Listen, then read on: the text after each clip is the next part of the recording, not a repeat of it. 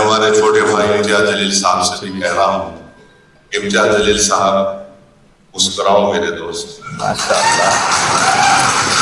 अस्सलाम वालेकुम मेरे प्यारे दोस्तों, आप सभी का स्वागत है मायम न्यूज मधुपुर चैनल में। दोस्तों इस वीडियो को पूरा जरूर देखें। इस वीडियो के अंदर बात करेंगे मायम पार्टी के पूर्व सांसद सैयद इम्तियाज जलील साहब के बारे में और उनको लेकर जिस तरह से सोशल मीडिया पर एक खबर तेजी के साथ चल रही थी कि मायम पार्टी को इम्तियाज जलील साहब ने छोड़ दिया।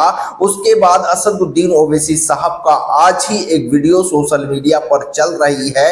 इम्तियाज जलील साहब को लेकर क्या कुछ बोले थे और इम्तियाज जलील साहब को कह रहे थे कि मेरे भाई थोड़ा हंसो, क्योंकि आप हंसते हो तो मुझे भी अच्छा लगता है, आवाम को भी अच्छा लगता है आपका मुस्कुराना। असदुद्दीन ओवैसी साहब का ये वीडियो का मतलब क्या है, क्या कुछ बोले थे ओवैसी साहब का ये बयान आप लोगों को इस वीडियो के अंदर पूरा सुनाएंगे। और जिस तरह से इम्तियाज जलील साहब को लेकर फेक न्यूज काफी दिनों से चल रही है, उस पर मायम पार्टी के पूर्व सांसद सैयद इम्तियाज जलील साहब का अब तक कोई बयान सामने नहीं आया है। जैसे ही आएंगे सारा अपडेट आप लोगों को इस चैनल के माध्यम से देते रहेंगे। फिलहाल असदुद्दीन ओवैसी साहब का क्या रिएक्शन है इम्तियाज जलील साहब को लेकर, यह वीडियो देखे पूरा। मैं हमारे छोटे भाई इम्तियाज जलील साहब से भी कह रहा हूँ, इम्तियाज जलील साहब मुस्कुराओ मेरे दोस्त। माशाअल्लाह।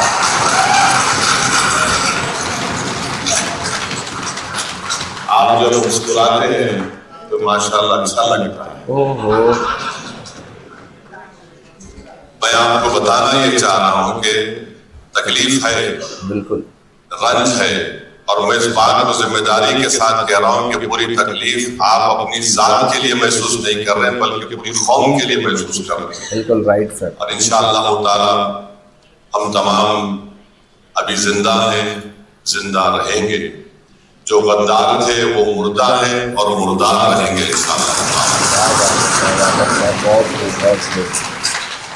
मेरा मानना ये है कि मैंने अपने मरूम भाई से सुना कि जो इलेक्शन में आपका साथ देता उसको जिंदगी भर उसको नहीं छोड़ना।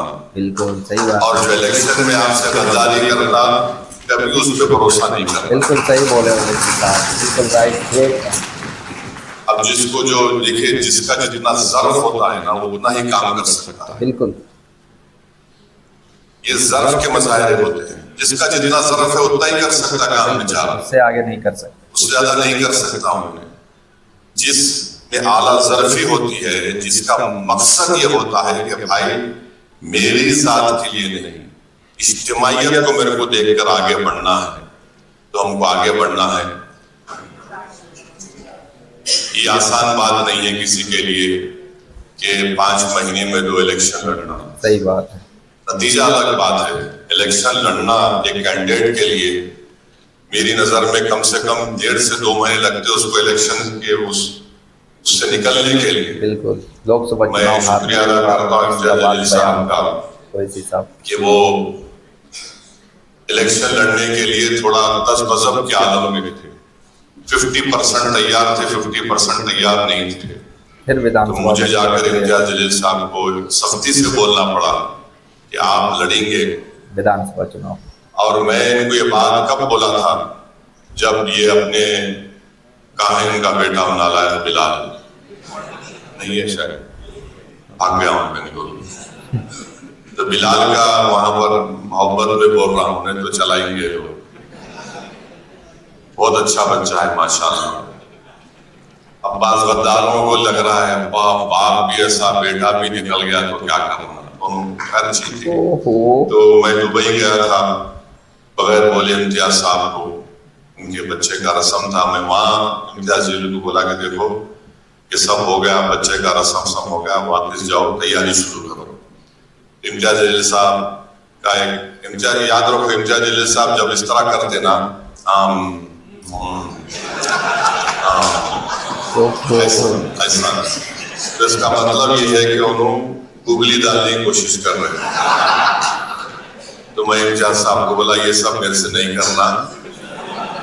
मैं रोज सुबह 9 बजे से रात में 11 बजे तक आम सब कुछ सुनते रहता हूँ। अब जाओ तैयारी करो।